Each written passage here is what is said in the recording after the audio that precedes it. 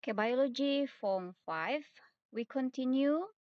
Okay, before this, we have learned about ABO blood group, the rhesus factor. So today we will go into thalassemia. Okay, thalassemia. This is inherited disease. Inherited disease adalah disease that can be passed down from one generation to generation. So thalassemia is due to gene mutation on an autosome. Okay, autosome chromosome. Autosome chromosome. That is on chromosome 11 or chromosome number 16. Thalassemia is due to the abnormality and low number of hemoglobin. So the red blood cell is smaller for thalassemia patient. Smaller and paler, the red blood cell. So, ini adalah probability of inheriting thalassemia. Situation 1.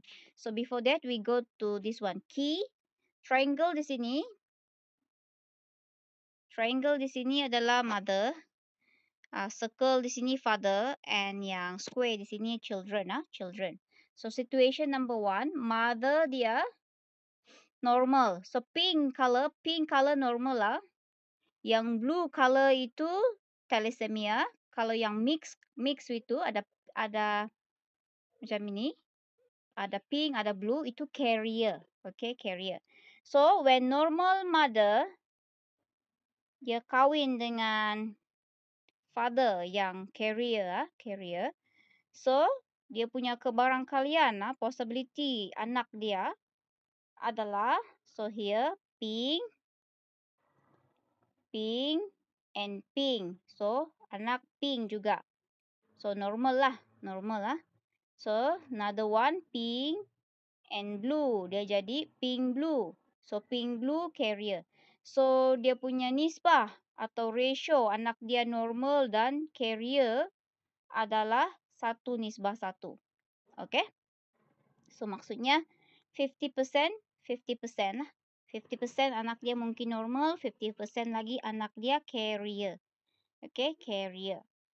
Situation number 2, when both mother and father carrier. So, pink, blue. Sini maksudnya carrier of thalassemia lah. Okay. So, di sini pink. Anak dia sini pink. So, normal lah. Then pink, blue. So, anak dia sini carrier. Okay. Pas itu, blue, pink, carrier juga. And then blue adalah blue. Maksudnya blue ini thalassemia. So, di sini anak dia berkemungkinan normal, berkemungkinan juga carrier, berkemungkinan juga thalassemia. Okay, ratio dia normal ini 1 daripada 4 normal. Carrier 2 daripada 4 carrier. Dan 1 daripada 4 itu adalah akan inherit itu thalassemia disease lah. Okay, so ini adalah inheritance of thalassemia. Thalassemia carrier is said to have a thalassemia minor. Okay, kalau kamu dengar thalassemia carrier minor, dia sama juga itu. In which the individual possess recessive allele of thalassemia, but the individual does not show any symptoms of thalassemia disease. Okay, dia ada itu recessive allele tetapi dia tidak show symptom of the disease. Detections of thalassemia can only be confirmed by a blood test. The thalassemia patient is said to have thalassemia major when the individual has both the recessive alleles. Kalau dua-dua recessive alleles for thalassemia, so dia thalassemia major lah, pesakit lah, patient. The thalassemia patient shows symptoms such as tiredness, okay, paleness, breathing difficulty, and changes in facial bone formation from the age of 3 to 18 months. Okay. So, seterusnya adalah sex determination, penentuan jantina. Okay. So, kita tahu kromosom untuk human ada 40 46 kromosom. 44 autosom, dua lagi itu adalah sex kromosom. Sama ada X atau sama ada XY ataupun XX. So for female XX, for male XY lah. So total is 46 kromosom. Okay? So male 44 autosom plus XY kromosom, female 44 autosom plus XX kromosom. Okay, sperms produced in testis are haploid. Okay, ini gamete formation during meiosis. Of course, dia haploid. Okay, so sperm itu either 22 autosom plus X kromosom ataupun boleh jadi gamet dia 22 autosom plus Y kromosom. Okay, sebab kalau male kan XY. So bila dia haploid during gamete formation, sama ada dia carry the gamete carry X chromosome or Y chromosome. Manakala untuk perempuan, secondary oocytes produced in the ovary are also haploid, and each secondary oocyte has only one set of chromosome. Satu jenis sahaja, sebab perempuan kan memang XX kan. So satu jenis sahaja yaitu 22 autosome plus 1 X chromosome. Okay, so ini adalah contoh determinations of children gender. So parent, parent, father, mother. I change color. Father dia, for example, father dia, okay, this one 44 plus XY Mother genotype 44 plus XX. So semasa meiosis untuk formations of gamete, so dia ada dua jenis gamet untuk father, iaitu sama ada 22 plus 22 autosom plus X kromosom ataupun 22 plus Y lah. Manakala mother satu jenis sahaja 22 plus X. Okay? So fertilization semasa persenyawaan, if these types of gamete from the father dia fuse dengan ini, gamet yang ini daripada mother, hasil dia adalah 44 plus XX. So, ini anak dia perempuan lah. Okay? Tetapi kalau yang fuse dengan mother adalah yang gamet ini, 22 plus Y, so nanti dia akan menghasilkan the genotype of child is 44 plus XY, so male. Okay, so dia punya phenotypic ratio is 1, 1 lah. Okay, kebarangkalian dia 50-50 lah. Mungkin female, mungkin male. Okay, so ini adalah determinations of children gender. Okay, next one, sex-linked inheritance. Apa ini sex-linked inheritance? Okay, genes, kita tahu bahawa autosom, kromosom kita yang autosom itu, dia control specific characteristic. Okay, dan kita punya sex kromosom X, XX for female, XY for male. Dia control dia punya sex kan, the determinations of sex. So what is sex-linked gene? Gene located on sex chromosome which control specific characteristic but are not involved in sex determination are known as sex-linked gene. Boleh dapat maksud? Okay. Gene located on sex chromosome that control specific characteristic but not involved in sex determination. Gene itu terletak pada sex chromosome. Dia control specific characteristic tetapi tidak ada kaitan pun dengan penentuan seks atau jantina. So itu kita panggil sebagai sex-linked genes. Okay? Genes of color, blindness, and hemophilia are located in X chromosome. Okay? For example, genes of color blindness, penentuan buta warna dengan hemophilia itu terletak pada X chromosome. Walaupun dia tidak kena mengena dengan sex determination. So, itu yang kita panggil sebagai sex-linked genes. Okay? So, these genes are called sex-linked genes. Characteristics of color blindness and hemophilia are caused by recessive genes that link to X chromosome. So kita tahu X chromosome tu bigger ataupun ia panjang daripada Y chromosome. So Y chromosome shorter than X chromosome and does not contain as many alleles as X chromosome. So therefore, any traits in males caused by either the dominant allele or recessive allele on chromosome X is observed. So biasanya oleh kerana color blind dengan hemofilia ini adalah terletak pada X kromosom. Okey, kita tahu kalau perempuan dia ada 2 X kromosom dia, XX.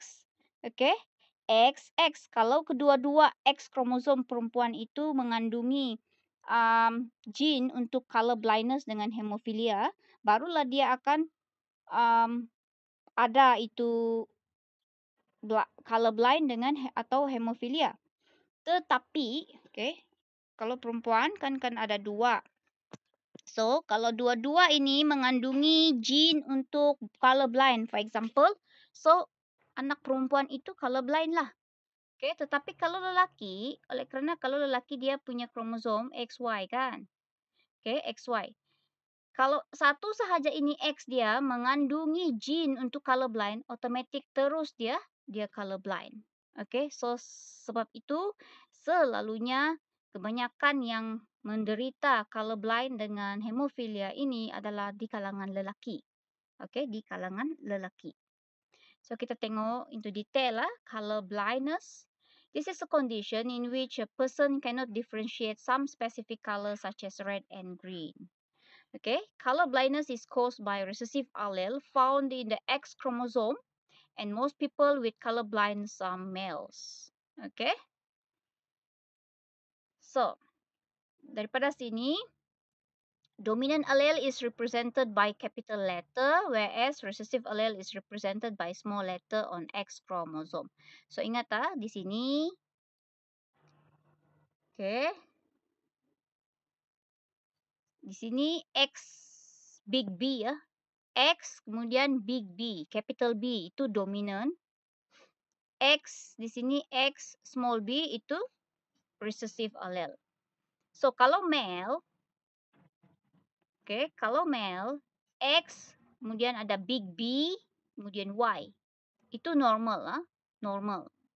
Kalau female kedua-dua X B besar itu normal. Okay, kalau yang B kecil itu yang recessive allele untuk color blindness lah. So kalau carrier, male tidak ada carrier. Bila dia ada itu gene untuk color blind, dia terus color blind. Okay, itu male. Female ada lagi terms carrier. So kalau kita tengok di sini, okay, XB besar, XB kecil. Maksudnya dia hanya carrier. Dia tidak color blind. Faham? Tapi kalau lelaki, XY di sini, apabila X kromosom dia itu contain the gene for color blind, automatic terus lelaki itu color blind. Tapi kalau female, kedua-dua X kromosom dia mesti mengandungi gene tersebut. Okay, XB kecil, mesti kedua-dua. Barulah dia adalah color blind.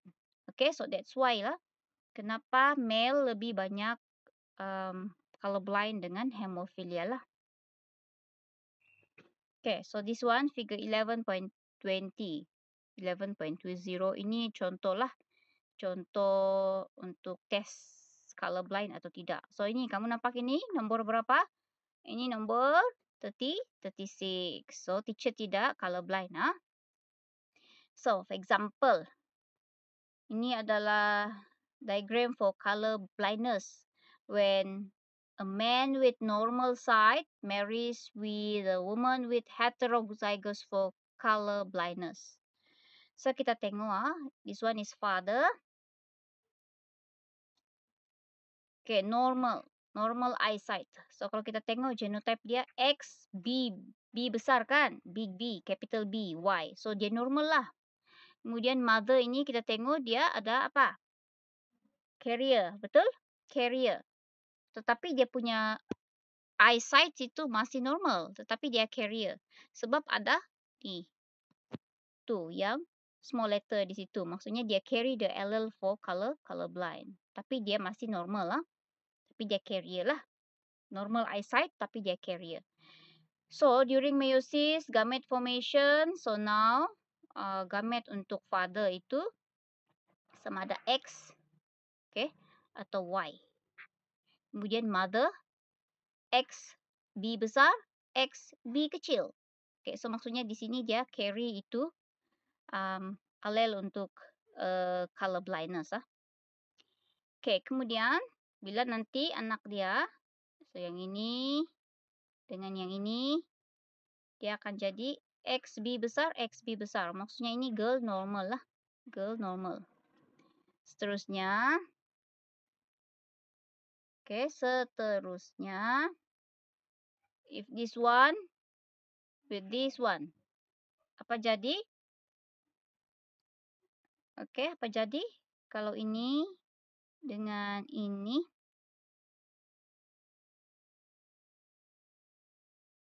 Dia akan dapat ini.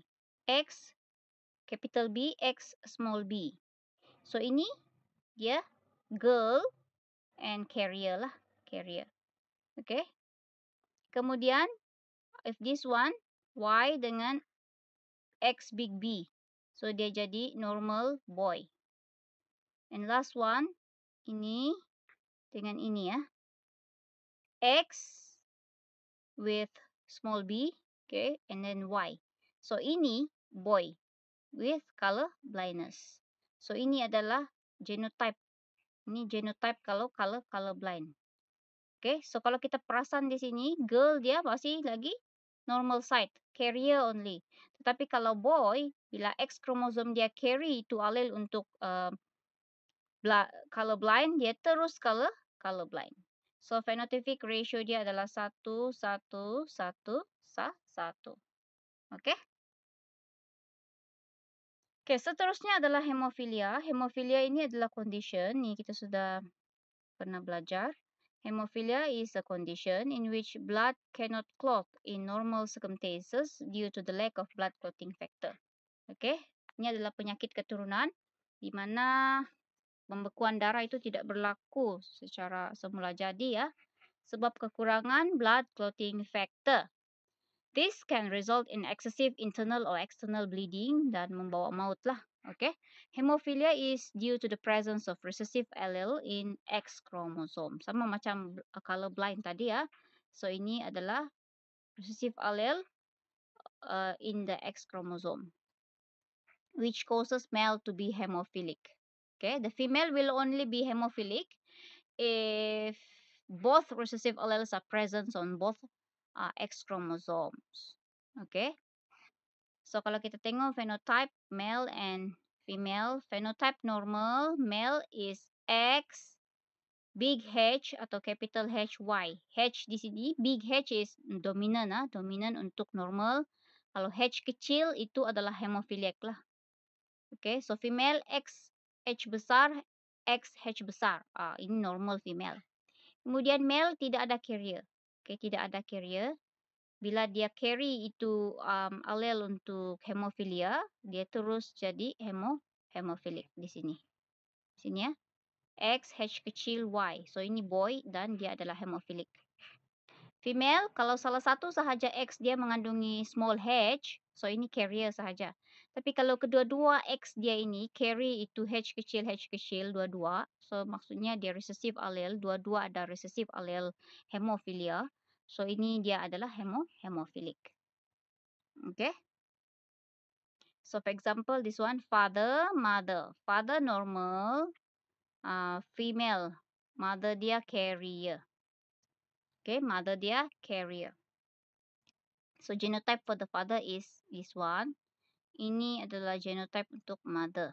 So, gamete dia sama ada ini ataupun ini. Kemudian ini dia ada dominant ataupun recessive untuk hemofilia. So, bila dia fertilize nanti, di sini mungkin anak dia girl normal. Okay, and then carrier, girl carrier. Kemudian boy normal ataupun boy hemofilik. So, di sini memang nampak kan lelaki adalah kebanyakan lelaki lah yang akan menderita ini penyakit keturunan. So phenotypic ratio dia 1:1:1. Okay. Ability to roll tongue and types of earlobe. Okay, ini ability to roll tongue. Ini ya, ability to roll tongue. Ada yang dapat roll tongue, ada yang tidak dapat. Okay, coba kamu try. Can you roll your tongue? Mungkin ada yang dapat, ada yang tidak dapat. Jangan heran kalau ada yang tidak dapat. Memang tidak dapat. Okay, and then we have type of earlobe. Attach atau detach earlobe. Yang ini kalau bahasa Melayu dia cakap bercuping ataupun tidak. Okay. This is a characteristic that can be inherited from parents to children according to Mendel's law. Ability to roll tongue is dominant and unable to roll tongue ini recessive. Free earlobe is a dominant ini ya. Whereas attached earlobe is recessive. Okay. Coba kamu cek telinga masing-masing. Sekarang kamu dominan ataupun recessive untuk telinga kamu. Okay. Okay, seterusnya adalah family pedigree. Ini adalah ataupun lineage. Can be analyzed to investigate inheritance of human characteristic. Family pedigree is a flow chart through a few generations to show this one, ancestral relationship and inheritance of characteristic from ancestor to individual in the present generation. Okay. Analysis of family pedigree enables the genetics to predict an inherited characteristic of interest and also to identify the features of dominant or recessive gene. Normally, a dominant gene appears in every generation, whereas recessive gene is probably hidden in certain generations. Example, this is hemophilic inheritance in a family. Example, so we have generation 1, generation 2, generation 3. So this one is parents in each generation. Okay, parents in each generation. So kita tengok simbol dia. Ini square white normal male. This is normal female. White circle. And then square blue hemophilic male. And then circle blue hemophilic female. And then kalau kita ada ni circle is female but kita ada blue and white, itu maksud dia carrier, female carrier. So kalau kita lihat di sini bila ada perkawinan, anak dia ada 1, 2, 3, 4. Anak dia ada berapa? 1, 2, 3. 3. Ini kawin. Anak dia inilah. Ini anak dia. Sorry ya. Oke. So sekarang anak yang keempat ini, kalau kita tengok anak yang keempat, fokus kepada anak keempat, kita tengok apa ini, male kah female? Ini kan, hemophilic male. Kemudian, hemophilic male dia kawin lagi dengan perempuan yang hemophilic juga. Okay, yang kelima ini ya, hemophilic female. So, anak mereka, bila dua-dua hemophilic, okay, anak dia semua hemophilic. Nampak ni semua warna biru. Okay. So, 4, 5, 6. Ini semua hemophilic. Okay. Kemudian, kalau kita tengok anak yang nombor 2. Tengok anak nombor 2. Yang ini adalah, what is this? Carrier, female carrier only. Kemudian, dia kawin normal male. Okay, normal male. So, anak dia adalah this one, normal male, normal female. Dan ada juga kemungkinan anak dia ada hemophilia lah, male hemophilia di sini. Okay, so ini adalah hemophilic inheritance. Example hemophilic inheritance in a family.